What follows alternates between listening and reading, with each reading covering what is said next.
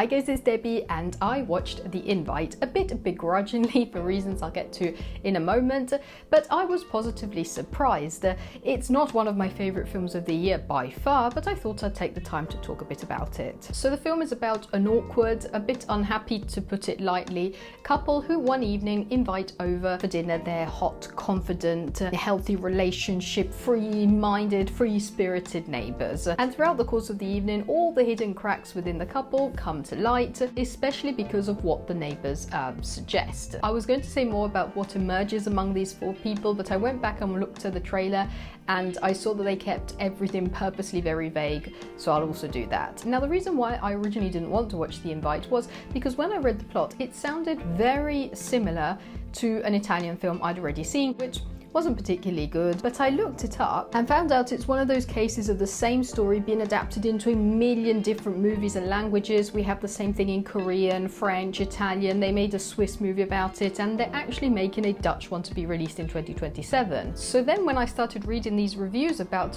The Invite saying how quirky and creative Olivia Wilde was with this story, my eyebrows started raising and I decided not to watch it.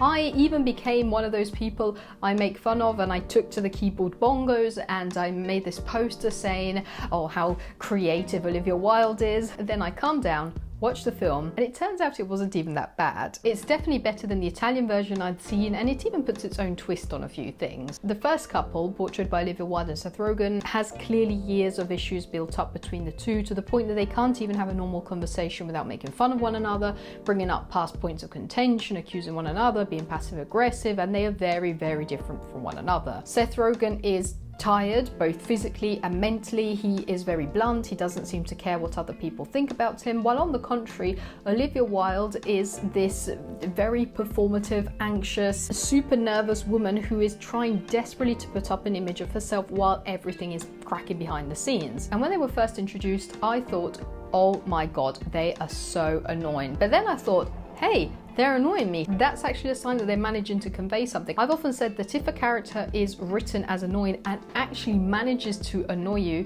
that means the actor's doing a great job. But I often quote as an example Mark Adlerstein in Anora. The only issue here is that with Seth Rogen, it's become very hard to distinguish actor from character. He's played the same kind of guy so many times that it's basically become his trademark, and now you just can't unsee him in his roles. Anyway, all of the couple's cracks come to surface and explode when they invite over their cool neighbors who are basically the opposite of them. Chill, interesting jobs, interesting lives, good looks, healthy relationship, but so they are basically the fire that lights the entire explosion. In reality, when you get to know them better, they're also insufferable.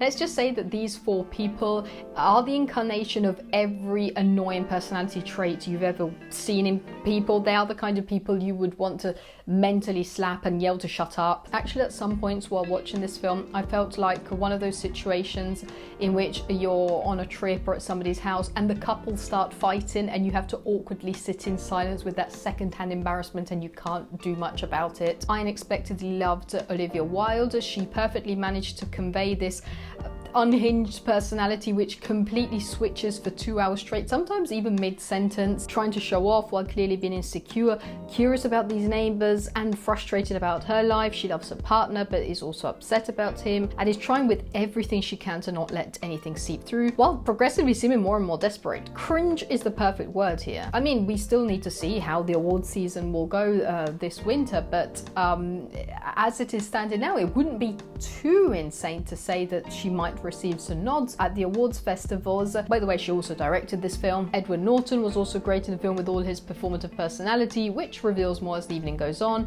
Penélope Cruz had some wonderful comedic timing. Seth Rogen, as I said before, is very Seth Rogen, but at least being blunt, his character brings out some very uncomfortable concepts which I think we've all felt at some point in our lives. There's also a lot of physical comedy. There's some scenes which made me genuinely laugh out loud, a lot of meme situations. It's a bit like a theatre play, also because it's set literally within four walls with these four characters, nothing and nobody else. And I think most people can relate to the story because whether you've been through this kind of situation or not, the characters at some point will bring up something that has touched you personally. And out of the four characters, I think we can all find the one which with which we resonate more, even if we don't want to admit it to ourselves. Obviously, something big is brought up throughout the evening, but I won't spoil it, and please don't spoil it in the comments. But I think you could swap that uncomfortable truth with anything else that would bring out the cracks in this relationship. It was basically just like a pot on the stove ready to explode. The movie is not perfect. The dialogues do get a bit over the top towards the climax. At some point, they also cross over into that, oh, we're talking about adult things. Listen how edgy we sound. And the movie ends with the usual morale of communication is key, the reality of numbness in some marriages. So nothing groundbreaking, nothing we haven't seen in many other movies. This story in particular isn't anything new. It's been adapted many times, but all in all, I've learnt my lesson of not putting down a film before having seen it. I'm also pleased I gave Olivia Wilde another chance at directing after how badly I'd taken Don't Worry Darling.